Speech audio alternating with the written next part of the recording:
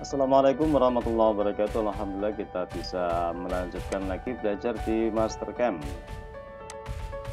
Dibiasakan G-view dan lain-lainnya pada posisi top, terus kemudian kita bisa memulai menggambar. Kali ini kita akan mempelajari tentang membuat ulir tapi dia ulir dalam. Misalnya diameter yang tersedia itu 50, kemudian diameter dalamnya itu misalnya 40 seperti ini. Terus kemudian nanti kedalaman ulirnya tinggal kita menggunakan pitch berapa, kisar ulir. Misalnya kisar ulir yang kita gunakan 3, otomatis dia akan kedalaman dari ulir tersebut kira-kira setengah dari pitch itu atau 1,5, atau bisa kita katakan 1,4 lah, 1,4 dengan toleransi 0,2. Kita offset saja ini, garis yang ini kita offset, enter, terus kemudian kita pilih dan kita tentukan di sini kira-kira 1,4. Saya kita gunakan 1,5 boleh, tapi nanti bisa kita cek di hasil pengerjaannya. Oke, ini adalah diameter terdalam ya dari ulir. Kalau ini kan diameter terluar, dilihat dari sisi ini ya, bukan kalau kemarin kita lihat dari sisi luarnya, sekarang kita lihat dari sisi dalam. Kita bisa langsung menggunakan toolpath ini, 2D ini, atau kita bentuk menjadi gambar 3 dimensi sama saja ya. Bisa kita langsung dari 2D ini, kemudian machine type default, kita gunakan default, tak apa-apa.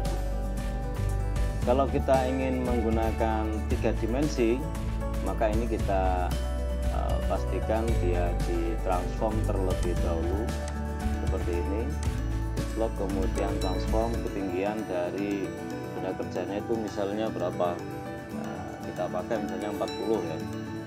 Oke, kemudian dari sini ini kita extrude.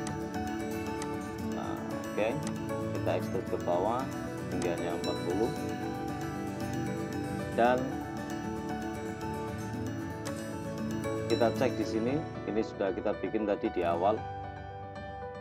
Jadi dalam menggambar itu terserah kita lakukan di awal atau di akhir, sama saja, yang penting nanti prosesnya hasilnya benar. Terus kemudian kita stop setup. Benda yang kita gunakan itu adalah cylindrical ke arah Z seperti ini, bounding box. Oke, sudah benar. Oke, dan kemudian kita mulai membuat toolpath-nya dari drill.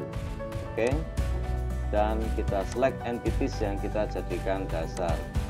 Tanda warnanya sudah kuning. Oke, terus kemudian kita pilih tool path type dari treadmill, toolnya kita create new tool dari borbar itu, terus kemudian kita tentukan berapa diameter terluar dari ini. Jadi ini kan muter begini ya. Oke, misalnya 14. Kemudian number of active tools, tentukan berapa. Trip pitch-nya itu kita pakai 3 tadi, benar. Kemudian yang lain-lain misalnya top to bottom, in out, oke. Multipass dicek, misalnya kita ingin berapa kali pemakanan, number of row kita katakan misalnya 3 kali, setiap pemakanannya berapa, misalnya 0,2, misalnya kita pakai 4 ya boleh. Terus kemudian number of finish misalnya 3, nanti 0,1 ketika finishnya.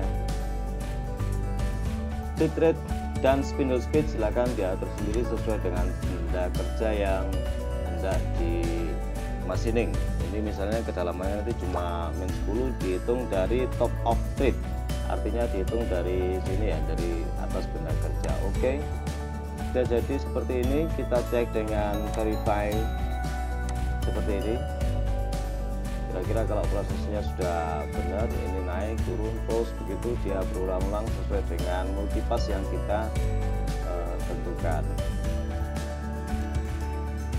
Oke, untuk yang lain-lainnya sama dengan pembuatan ulir dari luar, baik sikutnya, apa yang diatur dan lain-lain. Intinya kalau prosesnya terlihat ini sudah benar, berarti ini sudah selesai dan bisa kita lanjutkan untuk mendapatkan sikut dari sini.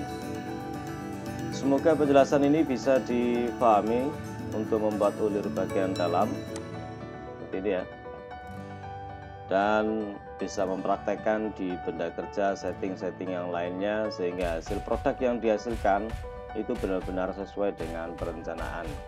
Terima kasih sudah menyimak, semoga kita senantiasa dalam kesehatan dan keberkahan. Assalamualaikum warahmatullahi wabarakatuh.